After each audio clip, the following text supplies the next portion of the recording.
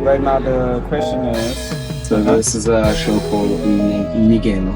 We're creating sculptures. Like one of my dreams was to travel, and speaks about like things that I'm going through. How they were looking at each other. I felt this flood of emotion. If you see the face of the child, that's her physical face, which I plaster casted. Voice notes from the come up. Testing 1, 2, 3. Can you hear me? This is great. Giggs Kgole, and we're on a morning podcast. Yeah, sweet, bro. So this morning I was looking at your Instagram and it said Giggs Kgole, art historian, mighty ancestor, yeah, Limpopo. Can you tell me about that? So like growing up, I was born in Tembisa Township, but I grew up in Limpopo. Cool. And I'm one who's like connected spiritually with like my ancestors. And then I've always like noticed like growing up, the older I got, my spiritual connection to like people that had lived before me, sort of got stronger and stronger. Mhm. And then I realized like, hey, these people that I believe in, I'm gonna become one of them. I'm gonna become an ancestor myself. And then I'll have to like Yeah, give it paid for the next generation. But I have to do that whilst I live, right? Sort Yeah. of realizing from like a very young age that maybe I don't have generational wealth, Sure. but I can create that or create generational comfort. And even if it's not wealth per se in terms of like money, Mhm. it could be wealth in terms of community, it could be wealth in terms of like great history that I record right now. It could be wealth in terms of love that I can give to Mm. my future generations. And then, so like, and that takes a lot of might. So then I thought, like, yeah, Okay. mighty ancestor, yeah, Limpopo. So it's like a mighty ancestor of Limpopo, from Yeah. Limpopo. Cheers, bro. That's awesome. I mean, these days, like people's Instagram bio is like a big, like I always wonder what you put there because that's like the first thing everyone sees about you these days, right? I mean, just the other day, I wanted to change it to international homeless artist or homeless person. And then I was told, don't do it. And I was like, well, I find like myself traveling so much. And then like you go to like all these different countries and you realize like, whoa, I actually don't have a home to stay at. And then you're either in artist studios or galleries, or like you're renting different Airbnbs. And then you feel like, oh, I actually don't have a home. I'm just hopping around. Mm. Yeah. Dude, that's so interesting. Like, I really want to go there and get into that because I've been watching your journey for a while and it's super interesting. You know what I mean? You're all over the place, you're doing all these things. And you worked with that super famous artist, right? What's his name? William Kentridge. That one. Mm. Look, I don't know much about the art business at all. I'm all on the music side. So it's super interesting to me. Like, how did that even happen? That came about, I think, in high school. Which is crazy. Yeah, which is very, very crazy.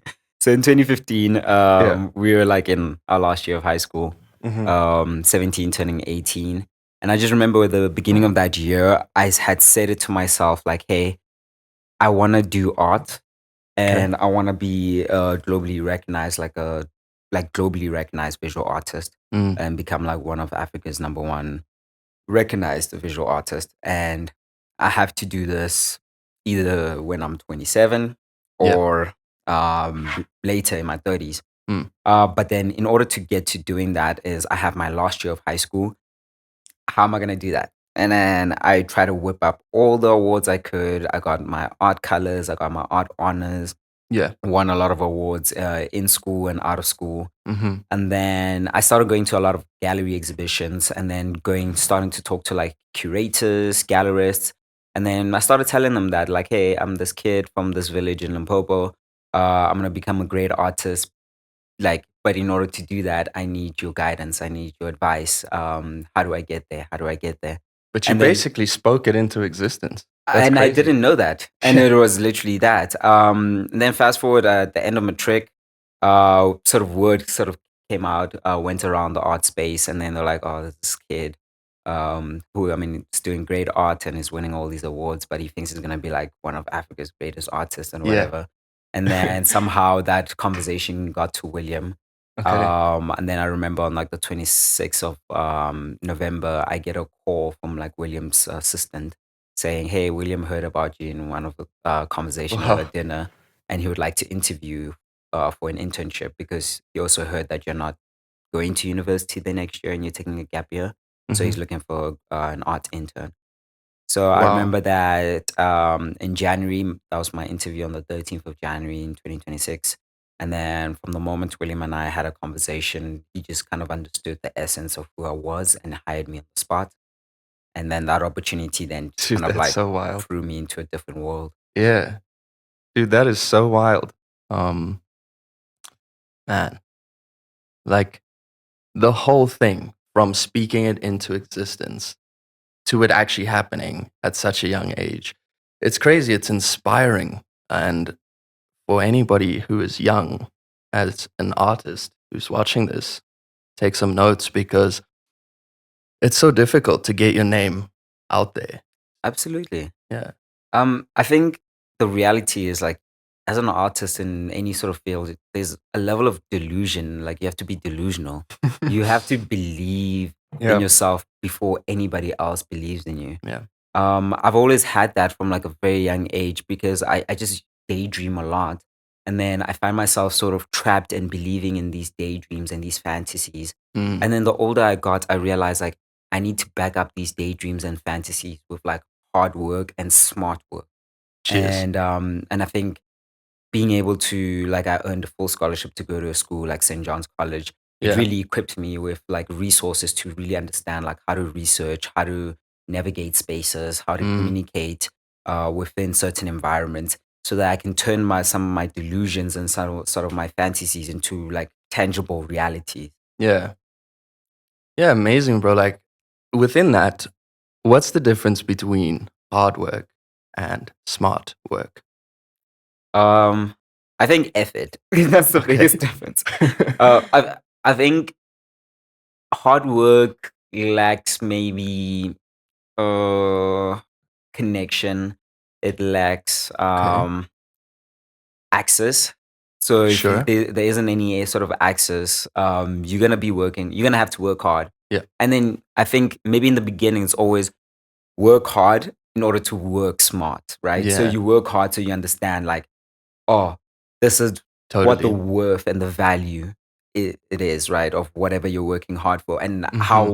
how hard it is, right? And it's like then the question is, do I want to continue working that hard for Mm. an X amount of time? Or do I understand like this is the amount of hard work I need to put in, but this is how I can distribute it. And then that's working smart, I believe. Got you. I think, yeah, it's a massive thing in business. And as you get further along, you're right. You figure out how to work smarter rather than harder. You could be working super hard on the wrong thing and you'll work hard forever and get nowhere. So absolutely. Yeah. Absolutely. So the other thing in your Instagram bio, forgot to mention Rome, Italy. What's that about? So Rome, Italy. I spent most of my 20s in Rome. Uh-huh. Um, What is the art scene like there? the art scene is so weird. I feel like I'm not invited in the art scene. Why is Well, that? I don't know. So I moved to Rome when I turned 20 years old. Okay. So this Sheesh. was Yeah. after like my third solo exhibition here in the country. Cool. I just had a big, massive exhibition with Everard Reed. And it was quite of like it was quite an impactful exhibition because I was 19 turning 20. Mm-hmm. And then so people in the art world were all confused as in like, why is Mark Reed investing and believing in a 19-year-old turning 20 when Yeah. there's like artists in like their 20s, 30s, 50s who have been trying to get solo exhibitions at Everard Reed, right? Yeah. And Everard Reed, as we know it, is like one of South Africa's oldest contemporary art galleries and one of the biggest galleries. So when this opportunity then came, I had a 5-year plan to sort of produce works and like tell my story at Everard Reed, Okay. or drop everything that I have and move to Rome, Italy, and to study an art Jeez. history degree. And I had about 48 hours to make that decision Yeah. as I was Wow. offered a full scholarship to move to Italy. Okay. And then there was a big part of me that realized, like, hey, Giggs, remember when between 16 and 18, you said you want to be a globally recognized visual artist? Mm, This could be the path of working smart and getting yourself into like the global scene, get yourself a tertiary education and get mm-hmm. yourself in like the sort of international scene and see if you can really make it.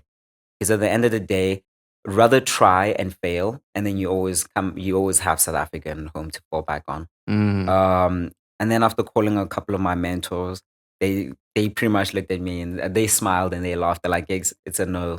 It's a no-brainer. It's a no-brainer at all. Yeah. So I packed everything, moved to Italy, didn't know the language, had no friends, had Can you speak any Italian now? 40% Italian. Okay. Yeah. Cool, dude. The beginning of like my years in Italy, so started in August 2017. Toughest time of my life. I spent a year first doing my university degree and then I left. I took a gap year. The reason why I left was the fact that I found Italy to be like a very still like fascist, racist country. Interesting, yeah. And for me it was such a big shock because I had like nobody to really talk to and relate to. The personal experiences I was having, like they were so horrible, man. Like and there was like a point where I was like I couldn't speak to my mom and my dad because that I'd feel like I'm disappointing them. And they would tell me to like, hey, you come from South Africa, like Yeah. suck it up, right? Yeah. But it was completely a different ball game for me. But during that first year I was in Italy, what did happen was I got to learn more about the environment in terms of like the art world. And I found that it was very um private, very exclusive in the sense that you have to be in like certain circles or be of certain selling prices to be able to like Okay. get into the gallery spaces. Yeah. And then hitting that brick wall didn't stop me from approaching all the other opportunities that I had because I had galleries in France and in the UK who were interested in my work. So I found myself going to university Monday to Thursday. And Yeah. then on the weekends, I'd spend sort of like the money that I had saved to fly to go to London or fly to Paris or fly to the south of France to have meetings with gallerists, with curators, and sell my works. Okay. And Wow. then that kind of then landed me in like exhibitions, like solo exhibitions during the Cannes Film Festival, solo exhibitions in London. And then my first year was kind of weird because I was living in Italy, but I was exhibiting in other countries. Mm. Yeah. Mm. Yeah, awesome, dude. There's so much to unpack there. And you're such a young man at the time, all alone in a completely new place. But I mean, clearly it suited you, and you're a pretty well-spoken, intelligent guy. So clearly you found your way. So just backing up a little bit, you said you got a scholarship to St. John's. Correct. How did you do that? Which is where we met, by the way. Yes. So I went to a primary school called Creslon Primary, Yeah. which is in Kimpton Park. So essentially, I was born in Tembisa Township by Winnie Mandela. And then I was then raised in my village of Kutupu village in Limpopo, Okay. in the Skukuni area. So I was living my life in both areas. And then my dad worked at a power station called Kilvin Power in Kimpton Park. Okay. So when I sort of went into grade R, grade one, my dad sort of moved me to this Kimpton Park to go to a better school. And then when I was in schooling from grade R to about grade six, my dad then sat me down in grade six and said, in the beginning of grade six, and said, hey, Giggs, listen, next year might be your last year of schooling ever because we Okay. don't actually have funding to put you into high school. That's a hard thing to hear at 12 years old. Tough thing, man. Tough Sheesh. thing. And then that's also when the reality then hit me in terms of like my family's economical standing. And then also realizing like, hey man, these people have provided everything that they could for me. And at 12 years old, I need to figure out like what becoming a man is and then sort of take this journey upon my own hands. Wow. And Yeah. then within doing that, I decided to go through a rites of passage called Goming, which Okay. is an initiation in my tribe, in the Bedi tribe. How does that work? So a young man from pretty much either 12 onwards go through a rites of passage. So it's a Okay. circumcision a ritual, which the Bedi, Xhosa, Sotho tribes all go through, and it's different rites of passages. Yeah. And then through this journey, you learn about self-discovery and manhood in different ways. And then there's obviously different stories that you cannot. Oh yeah, sorry. The one camera sometimes just goes off. You just click the red button on that one. Yeah. Thank you so much. Hello. Yeah. Sorry about that. So you go on a journey of self-discovery of manhood. And so I decided to go at 12 years old. And I remember then spending 3 months in the mountain in isolation. And then when I came back, Bro, your story is insane. I was not ready for this. Continue. Sorry. yeah, when I came back from those 3 months, I remember entering in June and coming out in August. And then when I came out in August, I was a completely changed like I would imagine so. kid. Yeah. From actual trauma Mm-hmm. from the experience, Mm-hmm. from actual enlightenment from the experience itself, and also like confusion, but also determination to still figure out how am I going to get a secondary education. And then the first week of being back in Real quick, would you send your son to the mountains? From the personal life experiences and how I would go about it, yes. Personally, my Cool. kids, I would. Interesting. You were saying, sorry. Because even that experience really saved my life Mm-hmm. in future experiences that I've Got had you. living abroad and being Sure. up by myself. Yeah. Um, Made you into a man, which is what it's supposed to do, right? exactly, and the it's relative, like what a man is, but it made Course. me into a human being, an adult or a human being that can. I know we're face going challenges. on a tangent here, but this is something I've been thinking of lately. Yeah, What do you think a man is? If you had to define it. I wouldn't be able to, man. Mm. I wouldn't be able to, because then it goes to what are morals, like what's good It's or bad, tough. right? And then it's Yeah. like, well, what's a good man, what's a bad man, Sure. right? Because I've been thinking a lot about my dad, Yes. and as men, obviously, we think about our fathers, Mm-hmm. how they treated us, the example they set, and whatever, and that's what we think a man is. And then we grow up, and it's time to redefine it in our own way. And it's completely different. Mm. It's completely different. And then it's funny that you say that. I think about my dad too, and I Mhm. see the sacrifices that he has done as like a person, right? Sure. Let me not say man, like as a person, Mhm. for his family, for himself. And you appreciate that, but then you also like you start to question and you falter a couple of things that they've done. But then you also realize, like, the older you get, like, you realize, like, hey, they're human. He's a human. He's Yeah. a human. Yeah, yeah. Even though they try not to fault themselves and they feel like they're perfect, Yeah. and they don't admit that they are not perfect. Especially because they're men, right? Yes. And because they're your dad, and your Mhm. dad will never look at you and admit, I'm wrong. yeah, never, I'm or say sorry, never. yeah. That's Oh, I you know. love you. So it's always so tough squeezing "I love you" out of like dads. But I Bro. always like look at him and I tell him like, "Dad, I love you." And then every Does now he and then say it back? He says it back. Okay.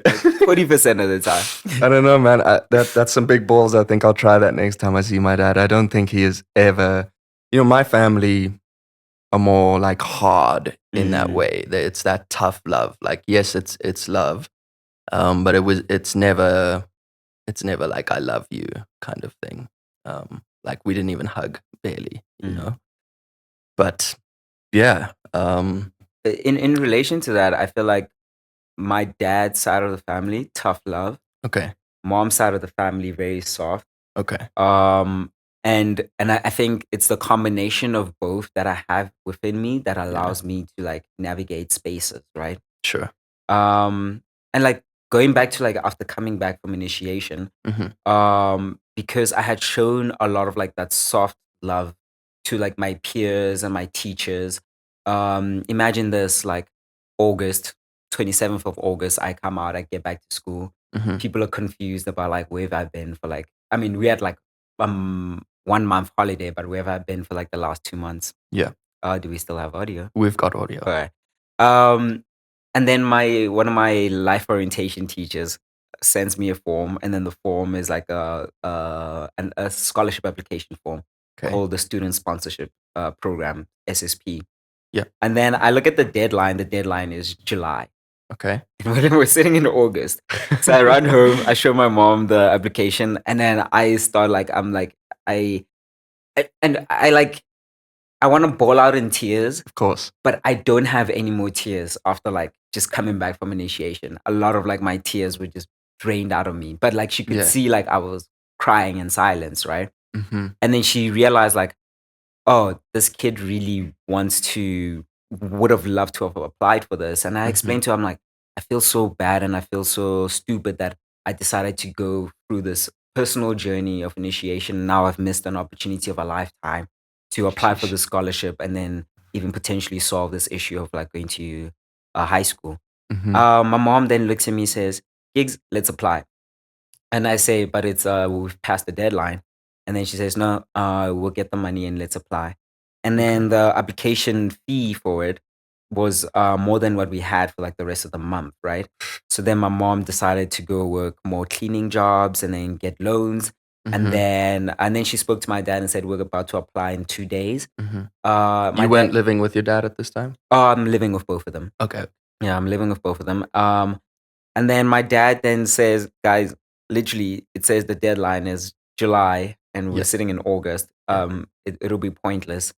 And then my mom says, have faith, right?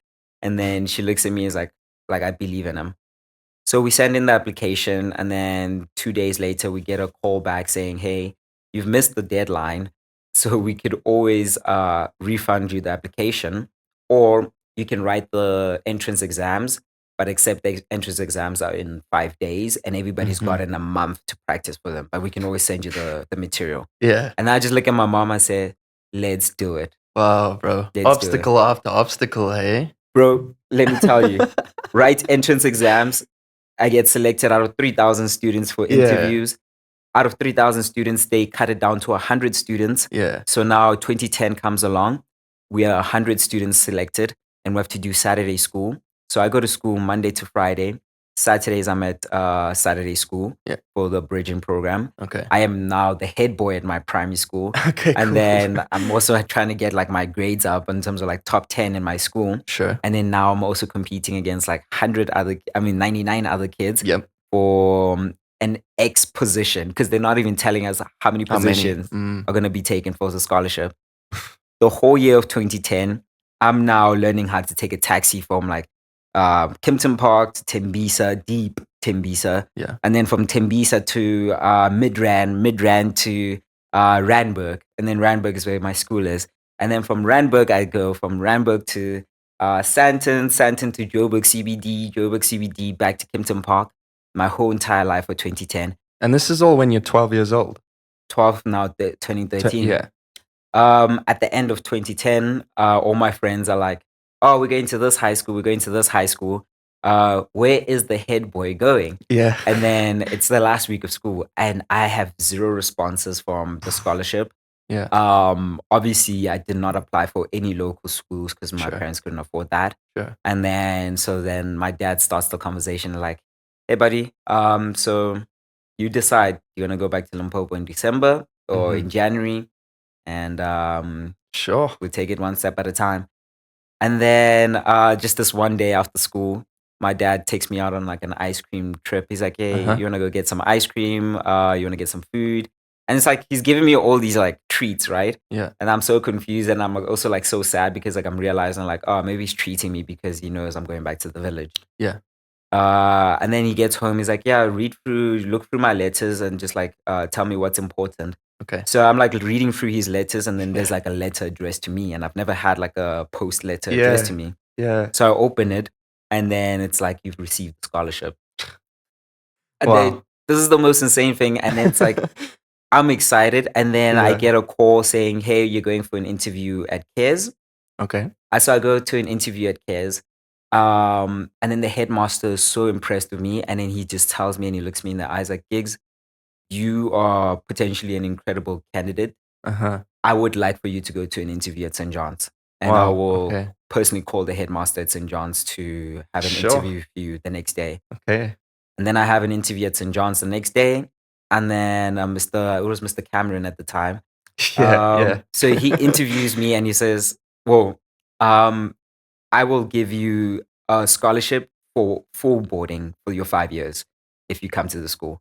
Because my scholarship was only covering academics. Yeah. And then so he understood like the journey that I went in terms of like how I went for my Saturday schools. And then he didn't want me to travel up and down St. John's from Yeah. Kempton Park to school, to Sure. Johannesburg every day for school. So he decided like rather stay in full boarding and So just full focus. scholarship, like boom. Full scholarship, boom, man. And that Crazy. that was incredible, bro. So do you believe in God? I believe in God. Yeah. I believe in God, and I believe that we all have God in us. And I always encourage people never to forget that. Sure. Amazing, man. Because you said something which your mom said, which was right in the end, which was have faith. Yes. And do you think your father is a religious man as well? Not so much, Okay. but I think through the miracles that he sees of his wife and his kids, he believes. Sure. He believes, and he believes in us. Yeah. Right. Maybe his personal faith might be not as strongly connected, but he believes in his family and he believes in the people around him, and it's enough. Yeah, cheers. So, bro, thank you so much for coming on. What made you say yes to come on this podcast? Bro, I love you, bro. I Thank you. I love you too, bro. I love you so much. Like, Yeah. I enjoyed our time at St. John's, even though we didn't get to interact as much. But I also enjoyed like watching your journey with like music production when you're Cheers. Yeah. like just hanging around, playing tennis, hiking. So I was just like, oh, I really haven't had time to like connect with a lot of like old boys when I left St. John's. And also at St. John's, I feel like I was also like in such like a mission of like realizing like, damn, I don't have generational wealth to fall back on, so I can't like mess around, right? Totally. So it's like so I was always like in doing things and just not also maybe allowing myself to like relax and like really emotionally connect with like my peers. And then so leaving high school then after like making it in through art and getting into university, I started like loosening down and started to become a kid, right? Yeah. Because I felt like I was forced to become an adult at 12 Much years sooner. old. Yeah. And then after 19, I realized like, hey, I can actually become a kid because I can afford to become a kid. And but in becoming a kid, I want to make friends and like really connect with people that I've known before and see like how they are growing and how their journeys are as adults. And then when you had asked me, I was like, it's a no-brainer. I trust you and I love you and I want to spend this time with you. No, cheers, bro. Thanks a lot, man. And I also left St. John's after like a year, so it wasn't much time for us to hang out, anyways. But for me, it's super cool. Like I've also just been watching your journey, and I don't get to speak to enough artists, enough like people who are on this, I would say, a different path from the norm, so it's cool for me. Since you went to Rome, what is the worst part of Joburg and what's the best part? Oh, it's part of Joburg. Yeah. Ooh, that's a good one. Oh, Yeah, careful who you hate on. that's true. Oh, I can't even say like I can't even hate on the traffic because it's not that bad.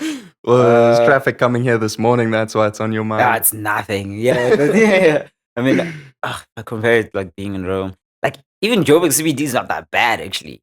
After living in Rome and other places, like I love like the center. I think maybe the worst part is I feel like socially people feel so like excluded, and there aren't like genuine connections in the city. Sure, yeah. Yeah, so I feel like there's a bit of like loneliness and like clickiness. Like maybe it's like I don't know, Very cult. clicky. Yeah, very clicky and very culty. And yeah, and so weird. It's like, guys, Joburg, why are you guys so like clicky? South in terms of, Africa in general.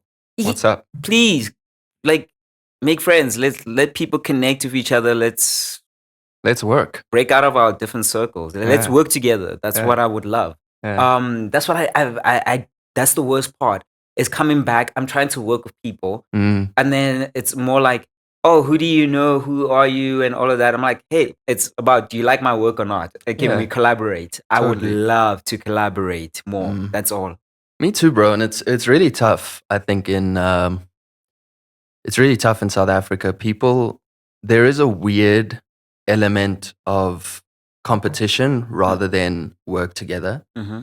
And I don't know what the art space is like, but the music space is very insecure, Oh, okay. right? It's like people are not wanting to work together because they're scared that if they work with you, you outshine them, and because of that, they're worried.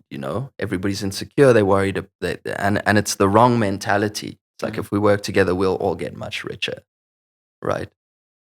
I mean, it goes back to like one of like my best friends in London was telling me, he's like, hey, Giggs, you know, life is like a big building, right? Sure. And then in this big building, um, you have to like work together with people and have your friends. So because we all start off on like the first floor, you're gonna get to the 50th floor, but if you never send the elevator down, right, your friends will be proud of you and will clap hands. But then the situation is, if you're on the 50th floor, you're gonna get to the 100th floor. You're gonna get to 150. You're gonna get to floor 200.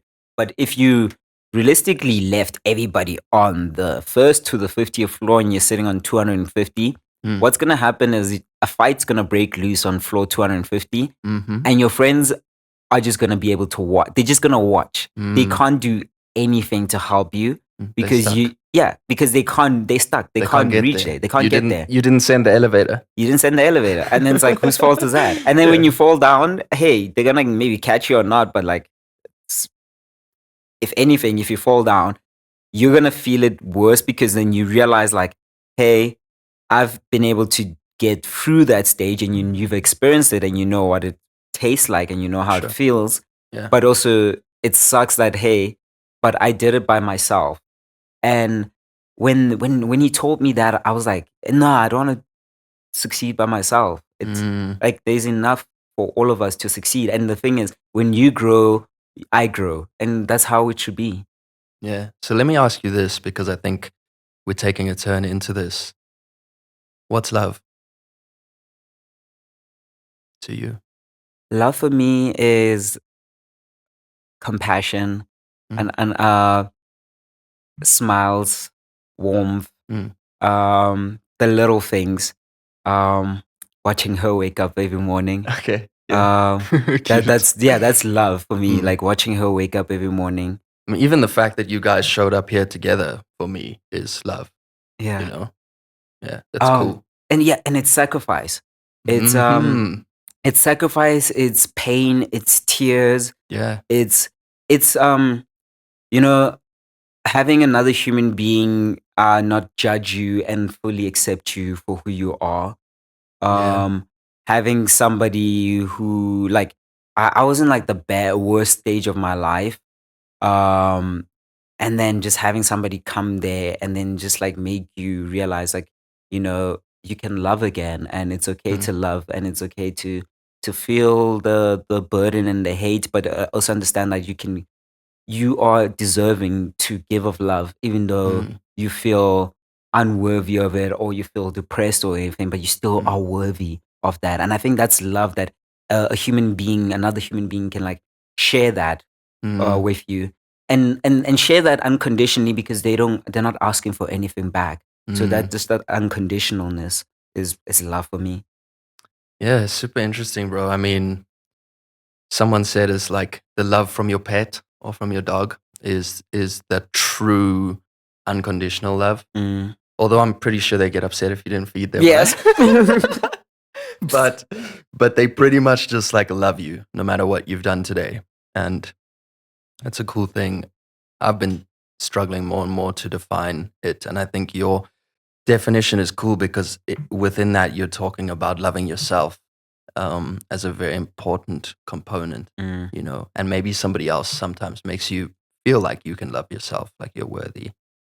So that's pretty cool, man. I think also like the fact that when you get to witness somebody else loving themselves, it's quite beautiful and inspiring. Yeah, bro, I feel like that's a big one. Because as a partner, I think we want to make our partner happy. We want to make them feel loved, all those things. Sometimes we can't. No, we can't. And it's not our responsibility to. Yeah. A lot of people And forget I that. struggle with that, right? I Yeah. have that anxious thing of like, it must be my fault. Like she's not feeling okay today. What can I do? And if that doesn't work, I start to feel, you know what I mean? And obviously that's like my own shit, but Yeah, but I think within it is we feel that because then we feel like we love them and we're responsible. Yeah. Yeah. And I'm loving you and giving you all this, just smile and be okay. But it's like people have bad days. Yeah. Yeah. And it's fine. That's life. That's life. Yeah. And that's life, guys. People have bad days. Yeah. On a lighter note, you dig stand-up comedy? Never really been to stand-up comedy. Okay. Yeah. Interesting, bro. Maybe I've watched a couple of like stand-up. Netflix specials or whatever. Yeah. But not really your thing, eh? No, not really. Okay. But I don't mind. I love comedians. I love funny people, but I would say I dig it. Would you ever get on stage? For stand-up comedy? Yeah, just for no. I think I'm funny. around. I think I'm funny, but people around me probably don't think I'm funny. But I think I'm funny, but not on stage. Yeah. I don't know. I want to do it because it scares me, and I think I want to get on stage and like tell these jokes that I think are funny. Okay. And to have people just actually that'll be interesting. Yeah. And see how that feels, because it happens even to the best comedians. I was at like an open mic a while ago. Do you know Somizi? He's like yes, averagely famous South African dude. Like I don't even know what he does, but he's like famous. So he was at this open mic. No one there knew who he was. Okay, but so he got on stage and was expecting everyone to like know who he is. Okay. Everyone's gonna be like happy to see him and whatever. He gets on stage, everyone is like, we don't know who you are. Perform. Yeah. Make us laugh. Yes. And he tried and could not. And it was, I think, a very interesting, I mean, it must have humbled him because again, he's like pretty famous, right? Yeah. And I mean, in life, you should always get humbled. Yeah. And I think you need to live outside of the box, right? In terms of realize that, hey, I can, it's like whatever, the Matrix or whatever, right? It's like, I can be in a space that humbles me. I can be in a space that I humble. I can be in a space of like, I feel like comedy is like part of like performance art, right? Yeah, so 100%. I could go about it in terms of like, hey, I know I'm not going to make people laugh. Yeah. But it's part of the performance in terms of like, how is this going to make me feel and how am I going to make them feel? And I think that's what I love about art is like with art is like you have the power to make people feel uncomfortable, happy, weird, like feel something. And I think that's, you've done something if you made somebody feel something. Yeah. Even if that feeling is not necessarily happiness or joy. Yeah. It's and you a can much never wider. control. Yeah, you can never control it. Yeah. Yeah. Totally. Because you think that's such an interesting thing with art. Like when I make a song, I obviously have a certain emotion and I'm saying lyrics that mean a thing to me. But somebody else listens to it and gets a completely different idea from it, different feeling, a different meaning. Sometimes they'll even mess up the lyrics, but it's lyrics that make sense in their head. Yeah. Which I think is just like such a cool thing. It's like you can you direct it, but then you don't have control of how people. It's letting the audience complete the work. I love that. And you have to allow for that. I love that a lot. Let the audience complete the work. Damn, bro. Man. So when last did you try something new?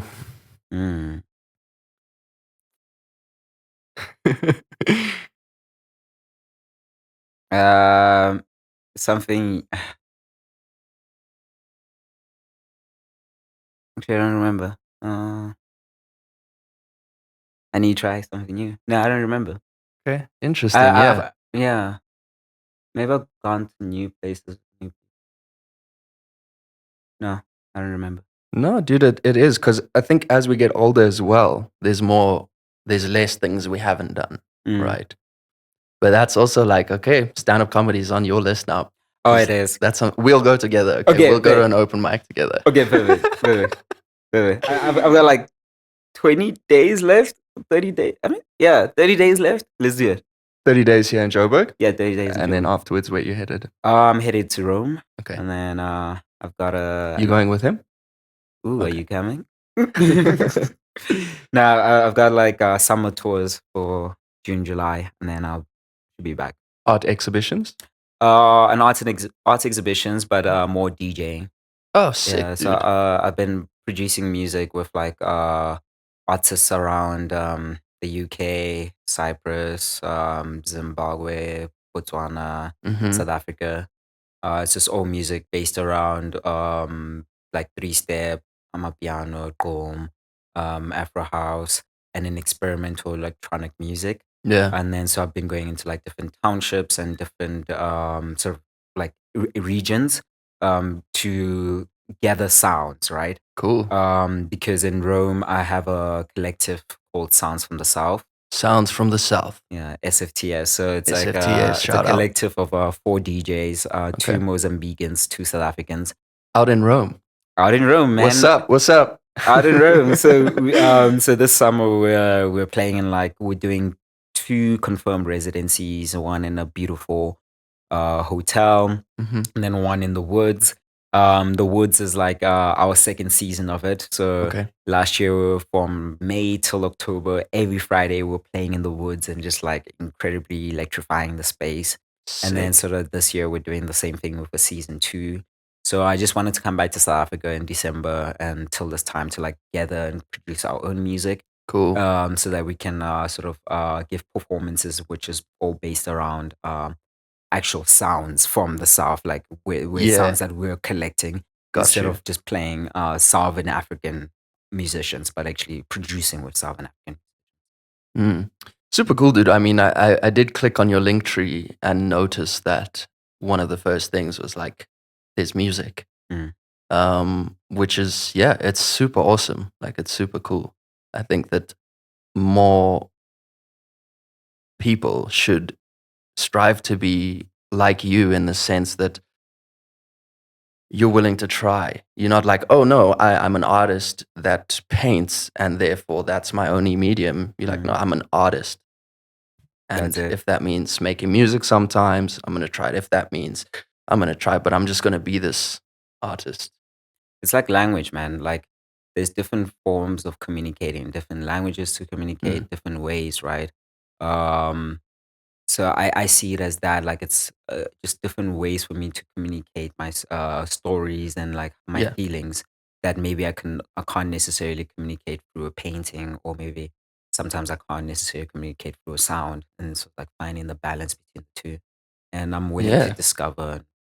I mean, I think art allows you to be a kid as well, and maybe that's why it grabbed your soul, because you weren't exactly given much opportunity to be a kid. No, you know.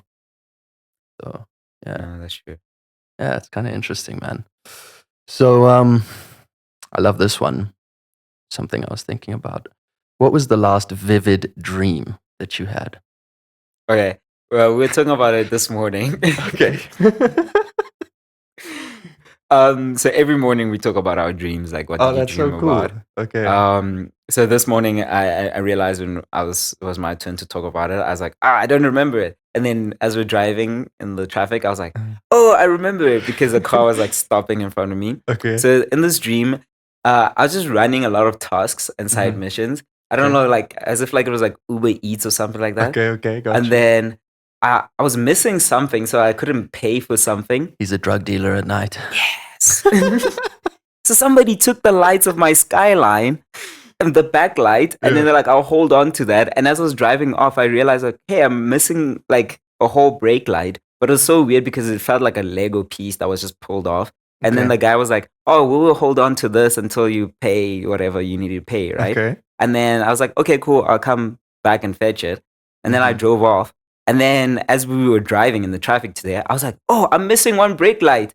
And then she looked at me and was like, what are you talking about? I was like, wait, that was the dream. Oh, wow. It's like okay. somebody took my brake light. But on that note, I do need to check my brake lights if they work. It's always a good thing to check. Yes. So what do you think dreams mean? You know, a lot of my early works and also like my intentional big works, right, are all based around Didoro. Yeah, so dreams. Okay. I feel like it's tapping into a different plane of consciousness, a different realm of existence.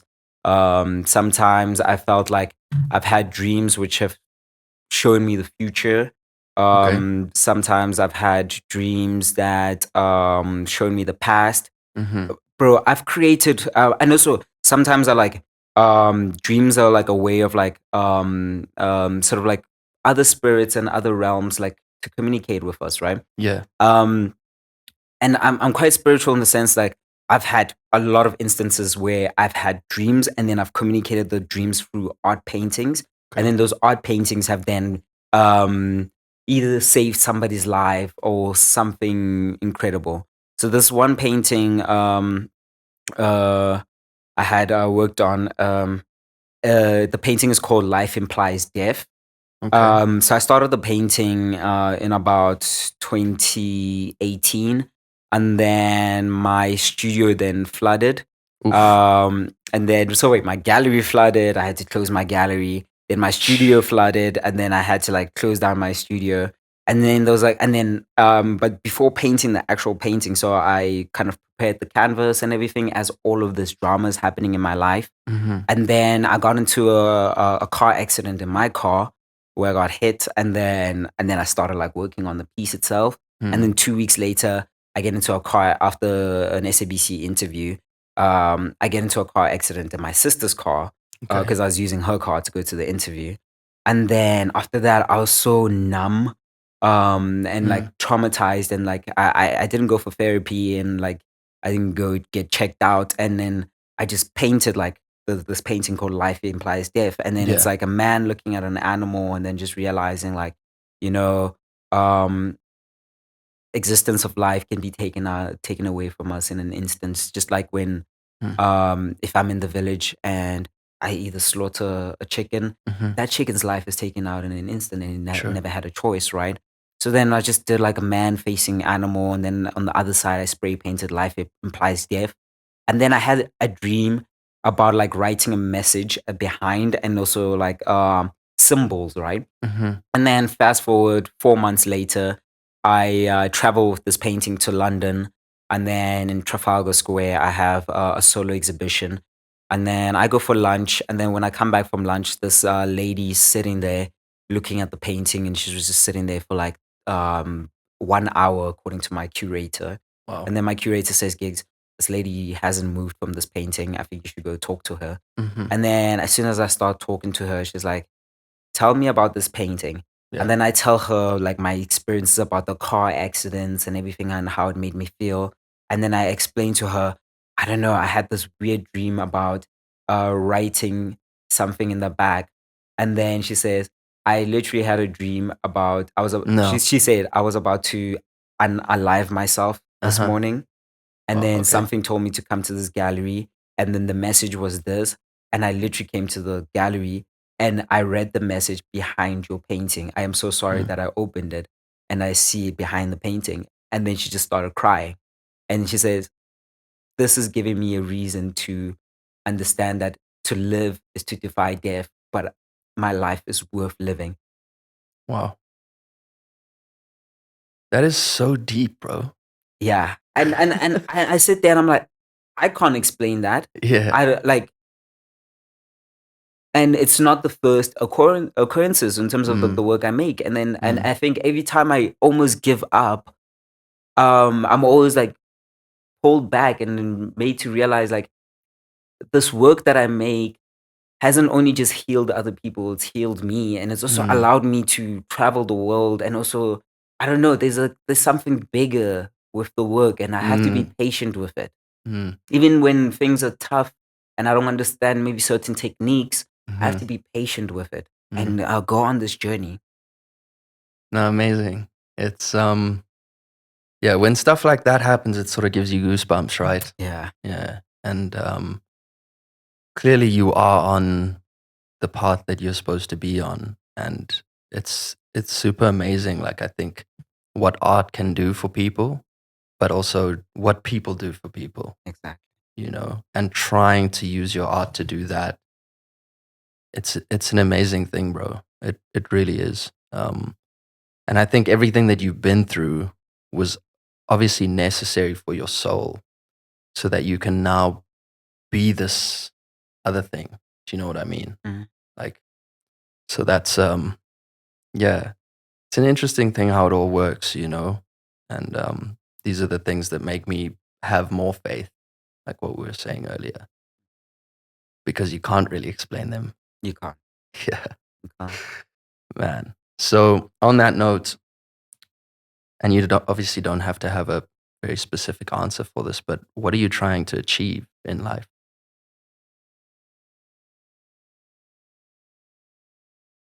There's I'm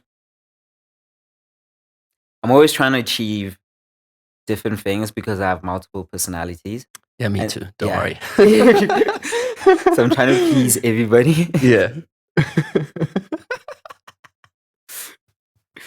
I'm trying to please everybody. So there's one part of me I'm trying to achieve building an art center in Limpopo so Okay. that I can then have it as like an international artist residency and Mhm. then increase rural tourism in the place that I grew up because I Sure. don't believe that I can be the only Giggs Kgole who comes out of a village in that sense. Definitely not. Yeah. And then I want to give up these opportunities to bring international artists to come into the space and also give them an opportunity to learn from the villagers and learn from the art that they can produce from learning through traditional methods of creating things, and then as well as from like people in the village to learn what contemporary artists are doing in terms of like visually auditory, right? So that's one of my dreams. My other dream is to like travel the world, bro. Like, I want to Yeah. discover more cultures. Yeah. I want to eat more food, and then and in doing this discovering the cultures and eating more food, it's gonna influence like the way I create the art that I make and the music that I make, and like I also want to like touch a lot of people in terms of like hear from their stories and tell them my stories and just experience like moments in life. That's also another one dream, and then another dream that I have is like to be present for the people that are around me that I care about and I love. Oh, man, that's a tough one, Yeah. especially with all the other things that you're trying to do. Yeah. Yeah. And it's like I'm always saying goodbye. I'm always saying goodbye to the people I love, man. And it hurts. Yeah. No, it definitely does, dude. I mean, I think there's lots of sacrifices in these things that people don't see. You know, I think a week or two ago, I had to really upset my family. They were all going away. I didn't go with them. And, but I had to work. I had stuff I had to do, right? And sometimes you're just going to have to, you're just going to have to. Yeah. Yeah. So, dude, I cannot thank you enough. I can see why you are so successful in all the things you've told me today, your story. It all makes sense. And I think that's something that artists in general need to understand, myself as well, is like what Giggs has is a story and he's very good at telling it. And a lot of us don't really. And then it's a bit harder for people to even want to go check out your art if there's no like human story behind it. So I think that's something that everyone can really learn from you. And again, I can see why you so successful. I asked a lot of people this week, yo, here's the setup. We've got a podcast. Let's do this thing. With you, it was like 3 messages like, yeah, I'm in, where, when, cool, done.